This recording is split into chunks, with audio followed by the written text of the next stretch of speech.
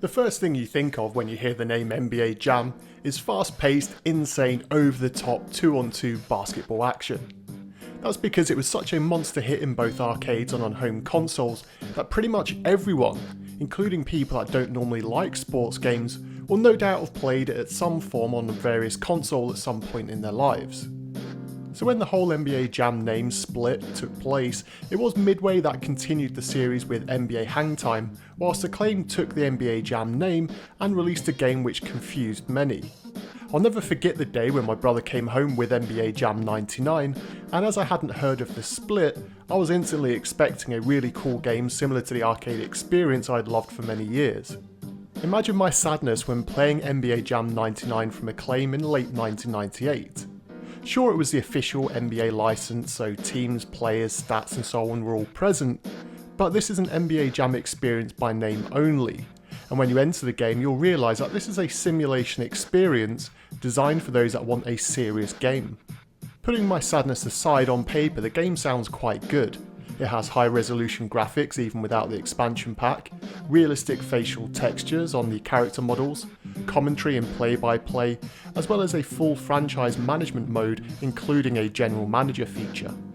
Despite all of the great features being in the gameplay just isn't that fun to play. I think a lot of this boils down to the incredibly slow paced speed of the game. The frame rate is choppy and it makes the game feel a chore to play. The 5-on-5 action seems to be causing the engine to crumble, and all of the flashy replays and detailed animations take away any sense of fluid action, and the fast pace you imagine when you think of NBA Jam. In my opinion, the only saving grace of the game is the absolutely fantastic commentary and play-by-play. The lines of dialogue are well written, delivered with gusto, and the clarity is some of the best in a sports game on the N64. There's nothing quite as satisfying as nailing a huge dunk and hearing the commentator scream, "Mothers, cover your children's eyes." The game controls well enough, has average music, and for simulation fans the depth of the roster management and college drafts will no doubt make you salivate.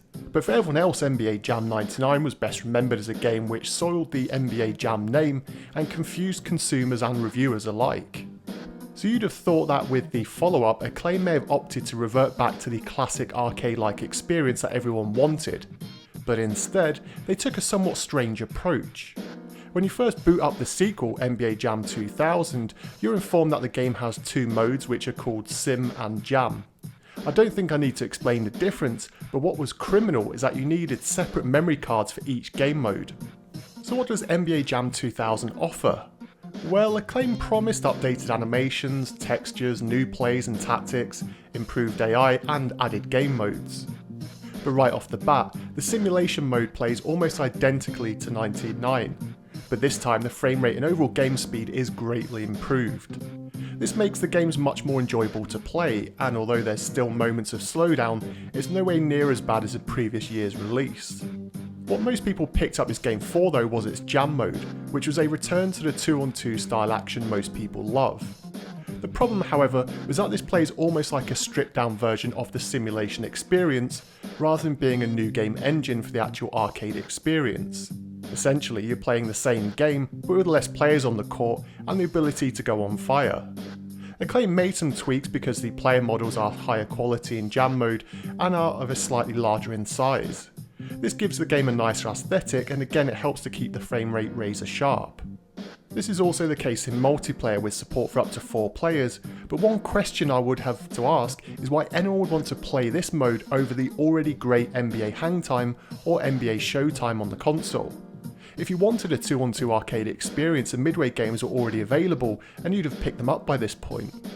It's almost as if Acclaim wanted to hedge their bets by retaining the simulation mode for hardcore fans, but also trying to tempt back arcade game fans, or perhaps those who felt burnt by picking up NBA Jam 99.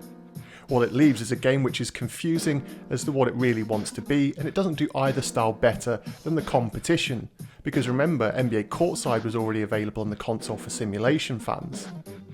So what surprises me the most about this series was that it actually continued long after the Nintendo 64. NBA Jam 2003 was the last Acclaim-made NBA Jam series release before EA picked up the rights and continued to release games until as recently as 2011. And so I'd love to know if you still think that the NBA Jam needs to stay alive as a series, or if it should be left as a great relic of arcades where the memories people have of it are positive, rather than the confusing releases from Acclaim and EA. As always though, thank you for watching, and until next time.